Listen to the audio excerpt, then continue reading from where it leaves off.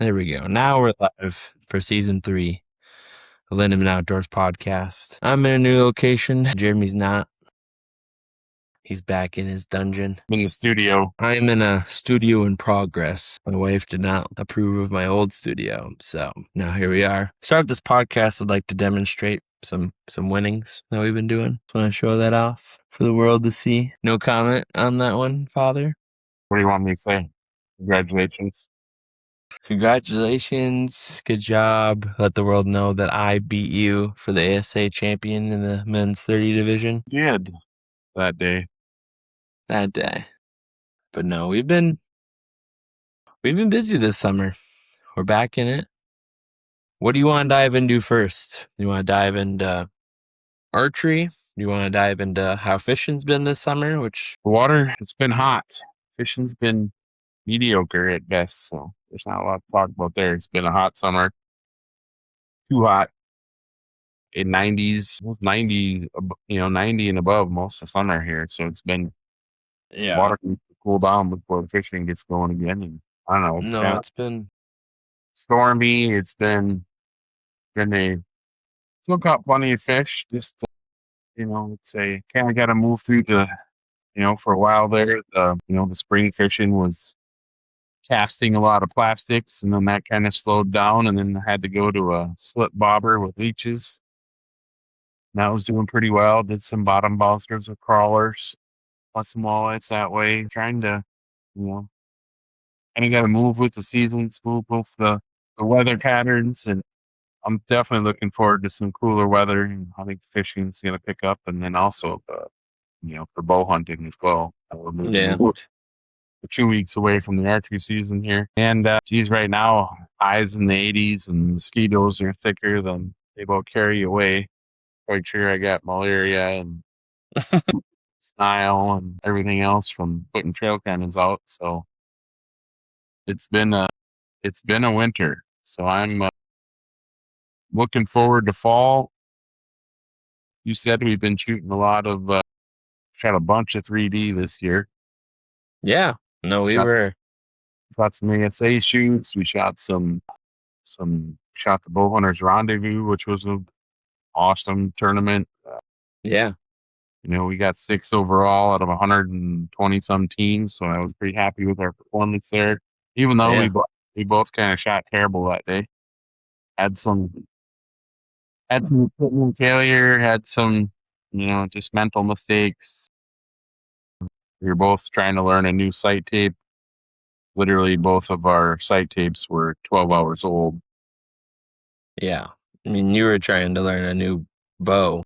My bow was 12 hours old as well. Yeah. We'll pause on that for now. We'll get into that here in a little bit. But, I definitely want to kind of talk about just archery as a whole, because this summer we've kind of gonna. Well, last year we made an effort to get back into shooting 3D shoots and target archery. Yeah, and I would say that this year we really reintroduced ourselves to the sport. Yeah, we dialed there. We had some learning. We had a learning curve last year because, some things had changed since we were in it last. We kind of. I remember last year when we stepped out of that first tournament, and we definitely were. Yeah. We got our butts kicked, but we definitely weren't fitting in the crowd. And the status quo that archery has excelled and exceeded to that it is today. What did we finish at the Bow Hunters Rendezvous last year? I thought we were 30th or 26th or something. Yeah, I know we were in the second division, towards the middle. So around that 25 to 35 range. Yeah, I thought we were somewhere, 26th or. Yeah, something. I'd say 25 to 30, somewhere in there. 25, so, great 30. Improvement. Yes, to go all the way to top 10. Yeah, and then we were only out of 5th by a point or two, if I remember right. I looked the math, and it's out there, and I have screenshots and all the stuff, and we were off by one target. So like one more 12 or 2 points to one target. So someone, the top 5 did one, whoever got 5th place did one better target than we did. Yep. So, Which we shot. I mean, I was shooting terrible that day. I don't know what was going on, but I was not in the game mentally. I was plucking my trigger. I was just all in my head about it. And I think that's like what I kind of want to mention about is like with archery and how like cool of a sport it is. Cause it's not just about being the biggest, the strongest, the fastest, the best, the best gear or equipment. It's such a mental heavy game that I just don't think people realize like how mental and it is physical. You have to make the shot, but it's such a mental game. It's insane. it's everything all rolled into one, which is what kind of makes it cool because you have to have mental discipline. You have to be physical. You have your shot. You got to shoot good form. You got to there's endurance. So because some of these shoots are 3-4 hours long. So there's the physical aspect, there's the mental aspect. And it's such a mental game as well. Your mind has to be focused on what you're doing, and it can't drift. If your mind's elsewhere and you're not focused on, you've got to focus on aiming or focus on making sure you have a good release. And there's just all the aspects too that go into, like 3D archery, for example. You have to look at what angle the target's at. You got to judge the distance. You got to, judge, is that spot that I'm seeing the actual 10 ring that I want to shoot for? Yeah.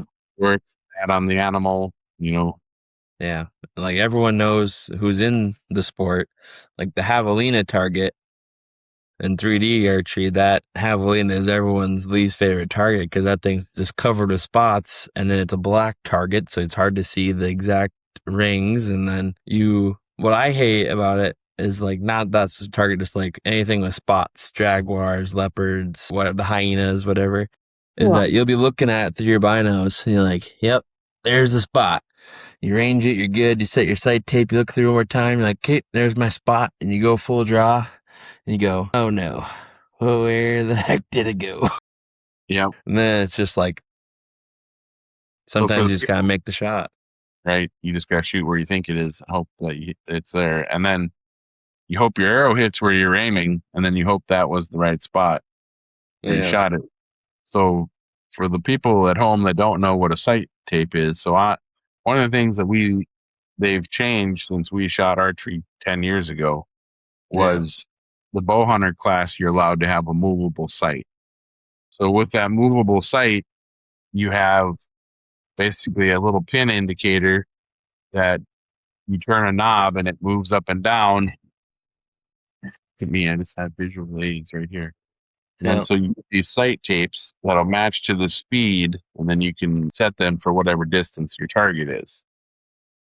So, you have to judge your yardage. You have to adjust your sight to the appropriate distance.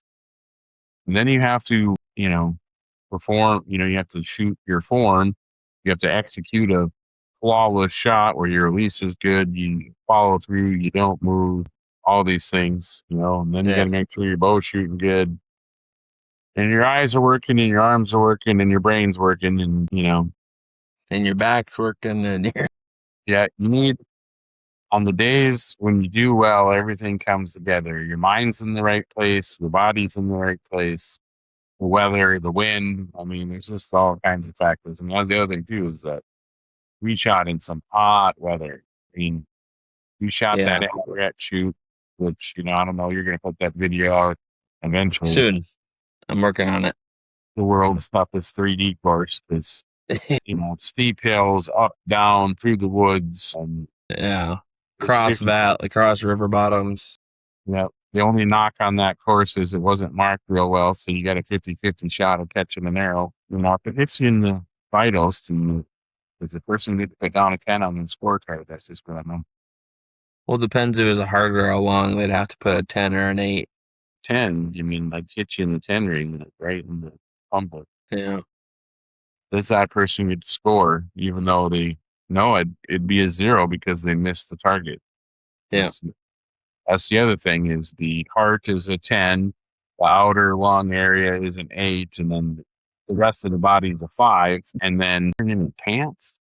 I'm wearing shorts. No, that's Oliver, pantalones. this is my guest bedroom, and my dog Oliver had to come lay on the bed next to me. No más pantalones. I'm But wearing anyway, shorts. yeah, you got to pull all that stuff together, and then then you need the weather to cooperate as well. It can't be too windy. It's just a lot of things, man. It's a lot of things, and that's what makes for the people that are in the sport, it's like one of those things. If you know, the people that are in it, it's addicting as all Yeah. can be. And Well, then it's like the people I've been hearing a lot, and I've been seeing a lot on social media stuff, is that all these sight tapes, back in my day, I used to just gap it and stuff. I'm like, well, I thought about that. I was like, well, yeah, it's harder to gap your sights versus a sight pin, but a sight tape. But now what they do is they put them at weird ranges so that you're not really used to that, and yet your sight tape kind of works, but then they put it behind a tree or under a branch where your arc could hit the branch, or they put it at sometimes the animal's not even like quartering or two away. Sometimes it's at an angle like this where it's kind of like leaning backwards, so you have to like drop your arrow in the actual, or it's leaning forward so you hit higher where you think you're gonna do it. They put them next to logs. And but anyway, there is a class for those people that want to shoot fixed pins. You can still shoot the fixed pin class where you got to gap your sights and do all that good stuff. Yeah. Well, I saw this they were commenting on the recent Vegas shoot, that they were saying 20 yards and all this fancy equipment. I'm like, well, you try and put 60 arrows inside a penny 60 Right. times. That's the thing. It's the equipment's one thing, but it's the human error of being able to repeat that same thing Yeah. 100 times. Yeah. That's, you think it's easy. It's like people thinking in like sporting clays that, it can't be that hard to shoot a 25. Yeah. You shoot, there's 5 stations and you shoot 5 clay targets per station. Well, it's a lot harder than you think. It's quite an accomplishment for people that can do that. Same thing with archery. You shoot it indoor, you shoot a 300, that's 5 or 4 ends of 5. Yeah.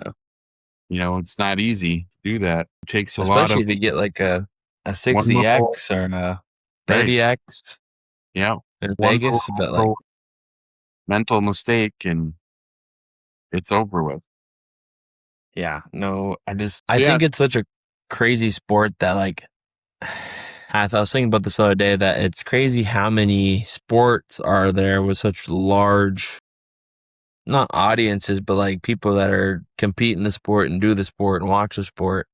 Like, just think how big soccer is in the world, and how big cricket is, or how big bowling is, or dart throwing. They have sold out shoots. It's crazy, all these different things, and people try and compare them. I'm like, there's so many sports out there, and archery is just one of hard them. to watch, dude, because it's slow, right? So it's hard because these shoots take 3 or 4 hours. Yeah, It's really a spectator sport, and it's hard to see what's all going on. yeah. You Well, I get made fun of it. I watch it at work sometimes. I put the interrupting me, man. sorry. I might give you one of these.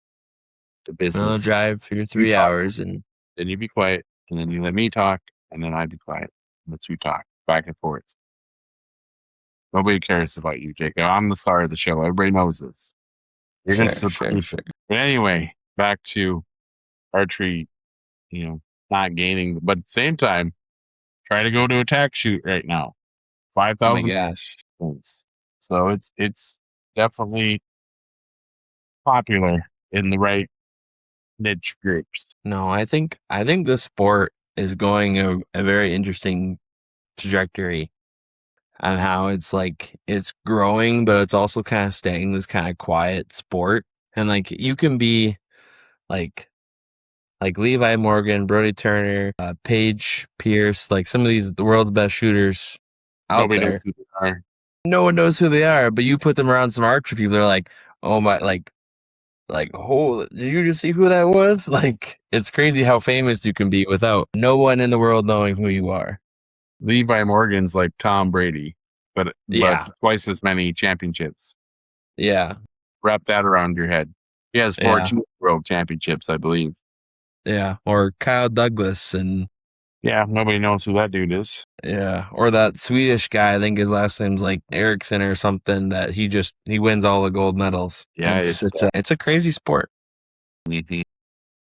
It's like there's so many different like styles of it in one sport. I think is what's cool about it, is like you go away from like traditional bare bow, long bow recurve to like the target bows that are just decked out with every piece of equipment you could ever imagine. 8-power scopes, long stabilizers, all kinds of crazy stuff. Arrows that are almost $200 a piece. Some of them X10s are by the time you build one. I mean, it's $70 a piece, $80 a piece. But like how much are just like, if you're making, usually make like half dozen, things come in 6. They're it's like $240 for a dozen of the arrows. Just the shafts. Yeah. And then what about inserts? And yeah, that's another $24. It's another, I mean, it's like and then you got your heads, because now they're making like match grade. I made you that dozen. It was like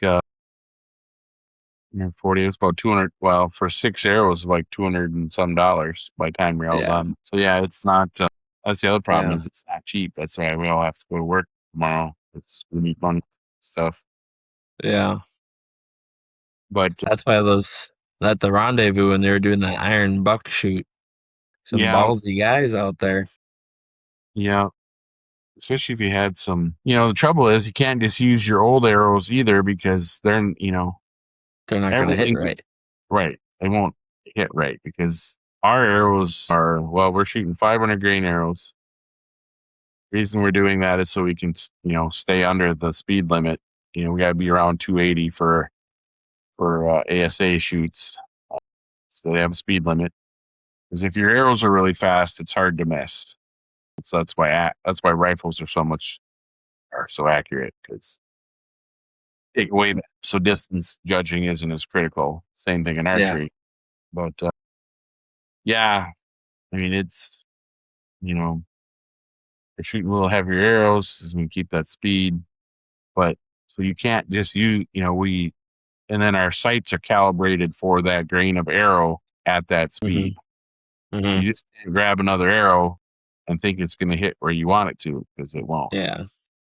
And even if you were shooting a curve, that's true. Well, yeah, because you develop a pattern with your certain group of arrows. Well, your arrows will pattern if they're all the same weight, and you're putting your bow is shooting them in the same spot. So they should be together if their flight's all good. It's literal rocket science building arrows. Yeah.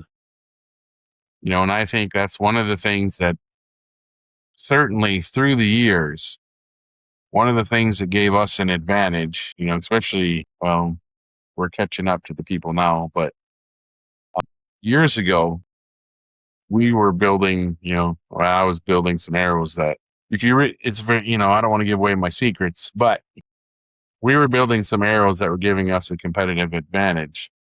Oh yeah. We figured out some things, and then there's all this talk about, oh, you should shoot a 640 grain arrow. Oh, you should shoot a 400 grain arrow. But arrow spine is very important.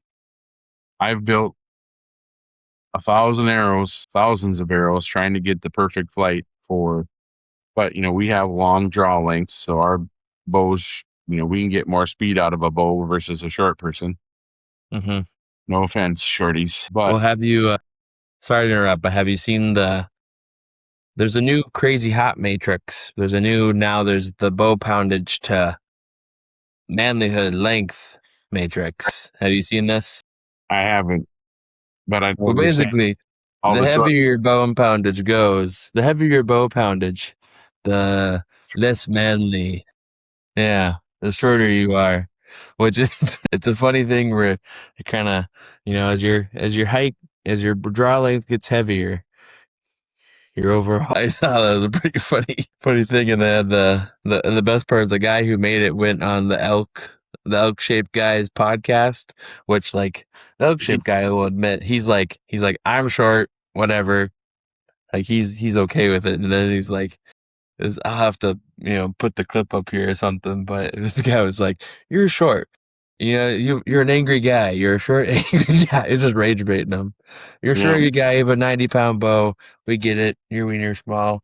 The guy was like, "Whoa!" But Exactly. no, it's crazy the draw length thing. Like, well, before when we were getting well. I'll give all the credit to my dad for helping me, win the buckles and stuff. When he was setting up my bow. Arrows, I sighted your bow in. I got your right sight tape, tuned it, sighted it in. Mm-hmm.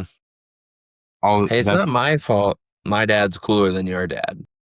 If my dad could listen to this podcast. Hey. Everyone out there's like, oh, you let your dad do all this stuff for you, buy your arrow, all this stuff. I'm like, hey, I'm sorry, your dad sucks. My dad's cool. Sorry, your dad sucks and is broke. Anyways, that's just joking. But no, it's such a, like, after he set it all up, we had to down my poundage from, I was shooting like 72-ish, you said? 73? Yeah. A little over 70? Yeah, a little over 70, and then your bow was shooting just about 300 feet per second. Actual 300 feet per second, not what the tags on the bow say. Oh, IBO. No, that's not real life. That's shooting the lightest arrow it can possibly shoot, not blow up speed. Yeah, this is a legit 300 feet per second at 70 pounds. So we had to back her down a little bit to get it under the speed limit to shoot an ASA shoot. Yeah. And which, like, it's not like we're trying to brag, like, oh, my bow shoots this so fast. So I'm like, well, I have a maxed out.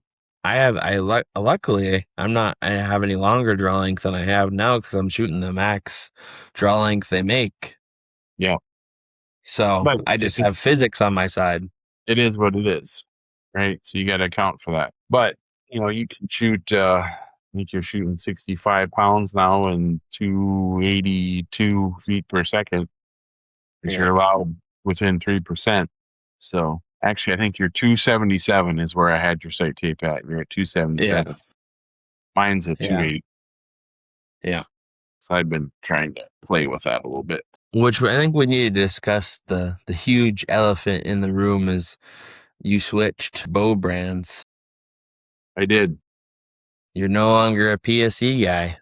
No. Now, you've been a PSE guy for like how long? Pretty much my whole life, since I was probably 18 years old. So 30 years. Yeah. Longer than I've been alive. You've been shooting PSE. Yep. And finally the whispers got you. Yeah. I made the mistake of shooting the new Matthews Arc 34, and I had to make the switch because I'm getting older now.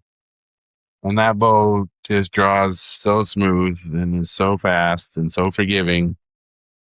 It's PSE is a great bow, don't get me wrong, but my shoulder hurt after shooting that bow for 2 days straight. Because the cam on it it's a wicked cam.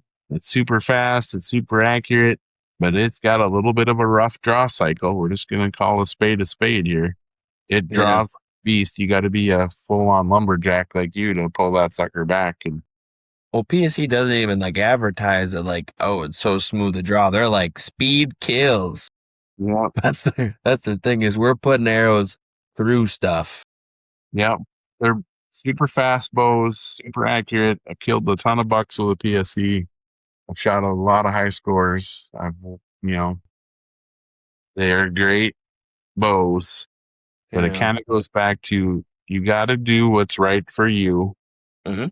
And you got, if PSE made a smooth drawing bow that's fast and accurate and quiet, yeah, I would probably go back. But I will say one thing. That was I shot your Matthews, and a lot of people are shooting them now because they're just really great bows. And they're so quiet.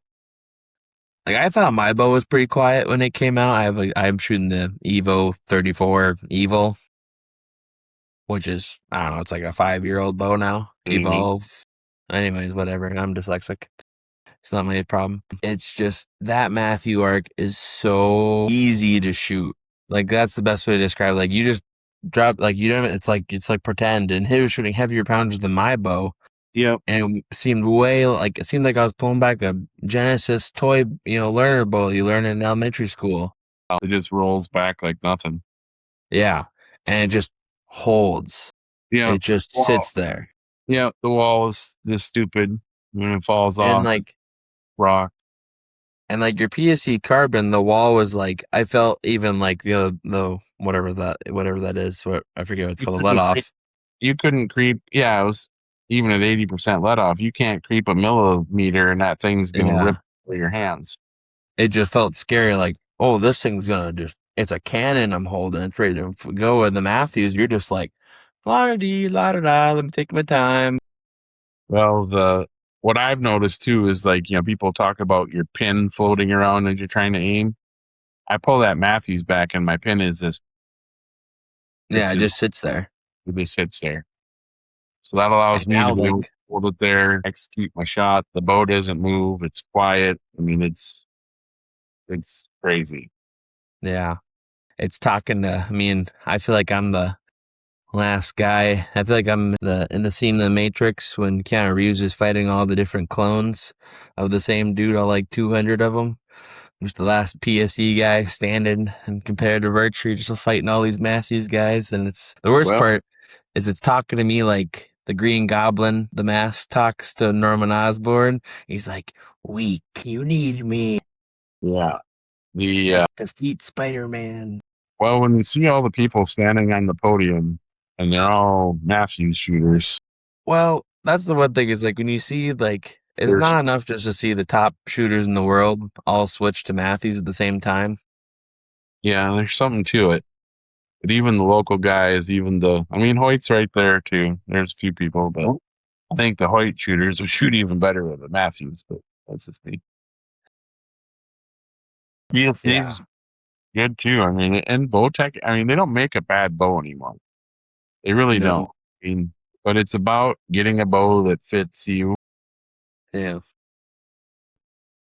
And that's a big deal. And I think that's what a lot of people do is they go with what's the most popular, what sells the most, which it might be one of the best bows in the market, but may not be the best bow for them.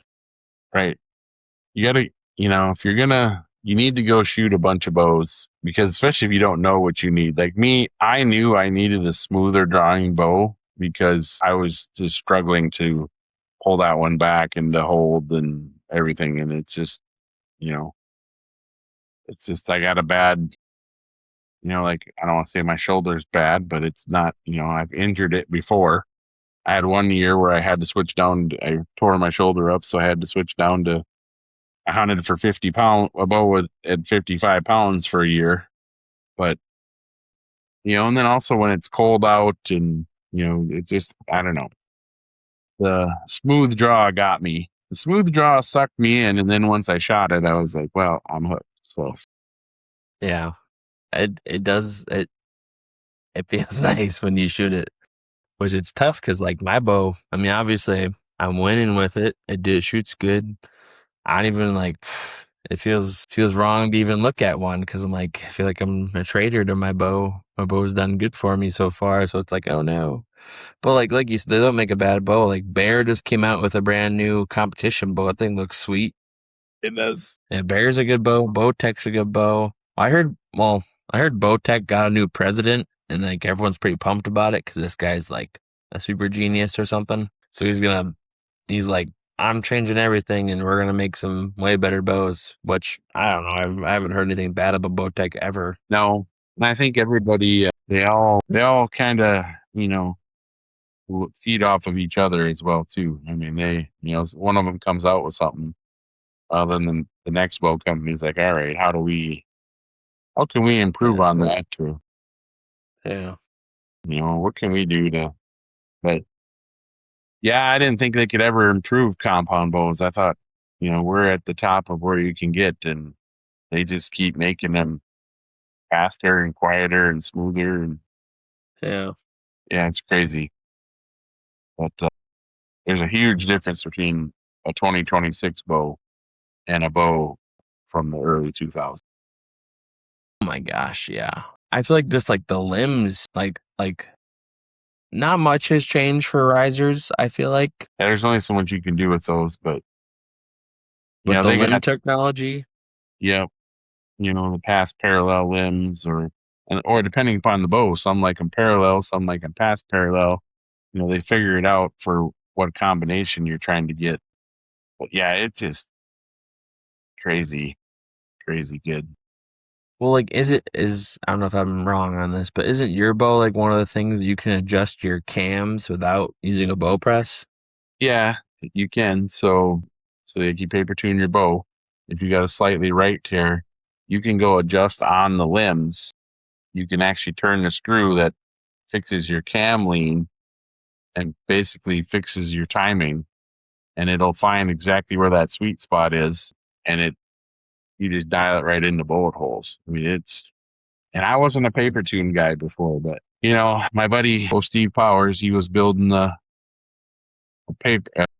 paper tuning rack, and I'm like, what are you doing paper tuning? You don't need to do that. I'm like, just bare shaft tune and walk back and set your sight, away you go. And he was like, no, I want this to, because I was just kind of eyeballing good arrow flight, and I was like, whatever. Well, I was wrong, because now that I've got back into the paper tuning, I was like, oh yeah, yep, I see a difference. Just there's so many little things there that you don't see unless you paper tune. So that really shows where your arrow rest is, where your knock point is, how the arrow's coming off the string, all that good stuff, and where your arrow spine is. And it is a necessary process that will allow you to shoot really well. Now, this gets me into the next thing I want to talk about. Now, people are thinking, well, I don't know how to do all that stuff. That's fine. You don't need to know how to do that stuff. Matter of fact, go to your local pro shop and they'll help you. When I mean local pro shop, I don't mean like Shields or Cabela's. I mean, okay, they're great. They don't. We buy stuff from Shields, but they don't have the pros per se. They have some people that they train and are good. But you want to go to your local bow shop guy who lives and breathes archery. We got a couple in this area. We got Tall Tines Bow Shop in northeastern South Dakota, and then also we have Bent Arrow Archery in Madison, South Dakota. I bought stuff from both. I bought this Matthews from Bent Arrow, and I used him to help me paper tune this bow because I wasn't familiar with it. And also, too, I bought a archery sight, and I bought a Dark Owl bow sight from them. They have all the software to print out your sight tapes and get that thing dialed in. I mean, he had a radar that he hooked up to my bow that would tell the downrange arrow speed at 80 yards and what it was coming out of the bow. And then he dialed in, then he made my sight tape from that.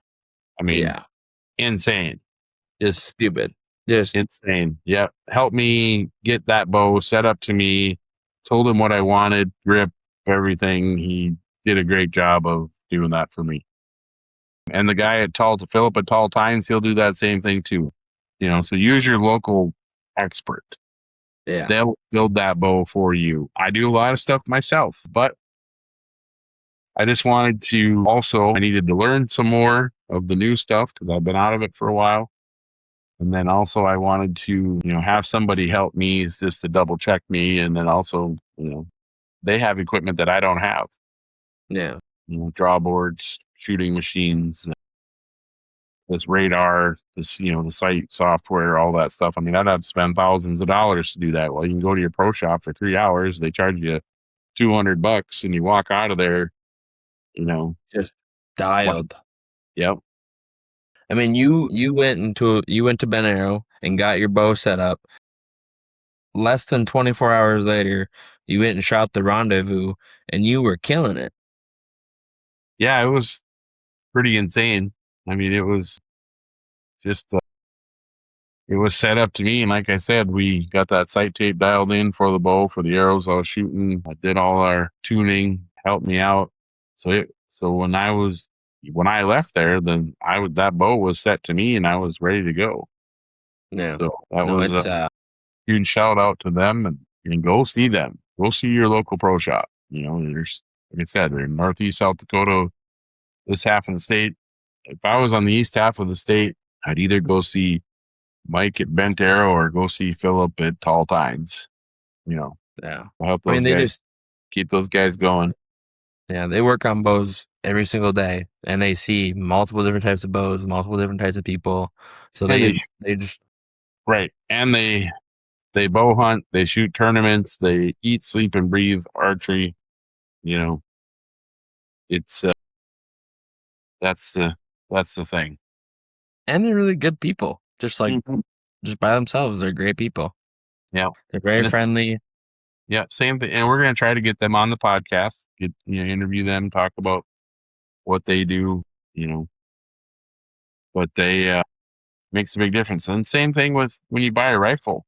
You know, go to a good gun shop and have them get you set up. You know, get a good scope on your gun, get it four sighted, get your trigger adjusted to you, make sure the rifle fits you, make sure if you don't know what you need to do, go to your local pro shop, I guess. I mean, people do it for golf all the time. Yeah. And golf is a complete waste of time. Golf is a waste of land. It's not a real man sport, as I said before. But golf is for people that don't own a boat. Um, Well, I think if people could understand archery, it's kind of close to golf in a sense. it's it's like golf, but for men. Yeah. It's way cooler than golf. It's like golf if you like had hair on your chest. It's yes, it's just way better. And golf, I golf too because I have to golf for work, for meetings and stuff. And yes, it is fun. It is a great pastime. I understand it, but also it's a huge waste of good land. I mean, that could all be CRP. We could be raising ducks and pheasants and deer on that land, and just think of all the bow hunting and fishing that could be done with Yeah. those ponds. But anyway, instead you're wasting it on golf. But that's neither here nor there. Can't remember where I was going with that. I got lost in my golf route. Well, no, I think we should. So, like, now the archery tournament season for summer is kind of ended, and we're It's kind over. of transitioning into bow hunting season. So you've been, I mean, I haven't done anything, let's be honest. You've been doing lots of work and putting out some trail cameras and things like that and getting for the season. And I do want to mention we've got our first sponsor for Lindemann Outdoors that I want to give a huge shout out to, which is Vantage Point Yes. Archery. They're a broadhead company. They also make a riser for recurve stuff, and they do a couple other things too. But mostly it's their broadheads, and they're machined. They're one piece of steel that they machine down to like the tolerance is insane. And we're just now sponsored by them. We wanted to interview them on the podcast before because they're American broadhead company, all made in America, American materials, and Yep. veterans, and it's Indiana. great people, Right. Indiana, and we shot their broadheads before they even wanted us to get on. And Yeah, they such field point accuracy with a fixed blade, solid steel broadhead that's going to bust right through any shoulder and any deer is what I was just impressive. So they're so accurate and super sharp. Like you can sharpen them yourself. Real easy to sharpen. We got a promo code, which is what, which is Jacob? Lindy 10, all caps LINDY 10. You get 10% off on all purchases. Yep. All purchases, Vantage Point Archery. Yeah, go check them out. Use our code. Helps them out. Helps us Hopefully, run this podcast. hopefully It doesn't matter about us, but nice video evidence of us running through a huge buck shoulder blade with one of those. So we're excited for what they're that. saying is if you need confidence in a broadhead, it shoot the shoulder. They're gonna go right through it. Yep. Yep. And people think that's crazy, but no, this sucker will go right through. It's insane. And if you don't want to shoot the shoulder, shoot them through both lungs. They're razor sharp. Their single bevel will spiral through there, creating a huge wound channel and blood trail. They're just fantastic broadheads, and you won't lose a buck because of mechanical failure. I've lost 2 bucks in my career because of a broadhead that didn't open and didn't penetrate. And like we were talking earlier, I'm shooting 70 pounds with gorilla arms and long draw length and a 500 grain arrow. And yeah, we're not having that happen again because that's just heartbreaking to lose a deer. Yeah. And to wound one too. I mean, I'm sick to my stomach, every time I think about it. So I don't ever want that to happen again. I want a quick, clean, ethical kill. Sorry, the deer are made out of meat, but they're delicious and I like to eat them. So Yeah. if No, I'm in deep shit because I've killed a lot of deer. Yeah, yeah. No, I'm excited to use them this year because, well, I've seen them in action too, but like we're using 2 different broadheads. Me and you, you're using the hole punch from Hole Archery punch. Country and the collab there. So that's like it's meaty. It's got some bleeders on it, and it just like it looks like it's just gonna. What's a hole puncher? It's what it does. It just punches holes straight through things. And I'm using their kind of classic 3-blade, which is it's just a very classic 3-blade non. I reckon, that's a great broadhead for like the bear hunting people. They said love that broadhead. So, bears are tough. It'll rock it right through a deer like it's a piece of paper. Yeah. But elk, I mean, you could shoot everything in the planet with that. Yeah. In fact, like when Jacob was a little kid, he used to argue with me that a broadhead couldn't kill a T-Rex. He was like 5 years old or 6 years old. And I'm like, Jacob, I would drop a T-Rex right now if you walked in the yard. And you're like, no, you couldn't. I'm like, yes, I could, dude. You'd be done. And I'm telling you right now, Vantage Point broadheads will rocket through a T-Rex if one shows up. There's only one downside to these broadheads. You gotta be careful when you open the package because they'll slice you right open. You will at yourself if you don't be touching them. Yep, I dropped one and grabbed it, and it sliced my finger right open right out of the package. And I was like, okay, these are good. Put these on the arrow and put them away. Yep. Don't accidentally poke yourself with one of these things. It's not going to be good. No, I'm pretty pumped about it. I think it's really cool. They're a great company to work with. So I'm very happy for them to be our first sponsor. And we're super happy with them. Yeah. I cleaned that camera here. Pardon me. Yeah, it's okay. We got to see your beautiful face, Yeah, something like that. Yeah. But also now we're season 3. We're going to be more consistent on our drops. They're going to be every Monday. So we probably I'm making promises. We're going to record these on Sundays. They're going to come out the following Monday at 7:00 at night, so you can watch them the rest of the week.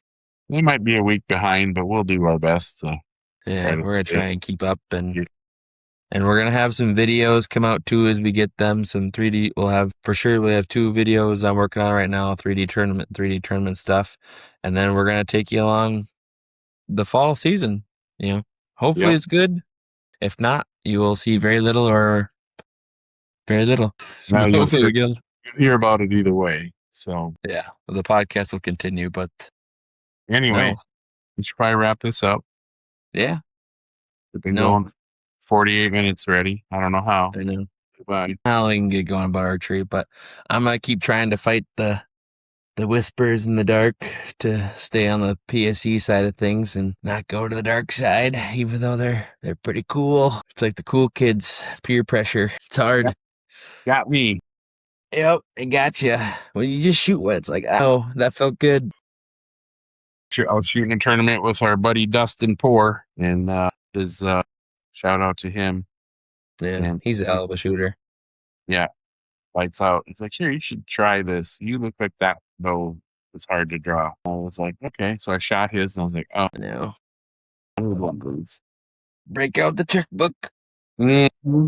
Mm-hmm. But, yeah. We'll wrap this one up. Thanks for watching. Like, subscribe. We're back. Season 3 of Lindemann Outdoors. We'll see you in the next one. Peace out.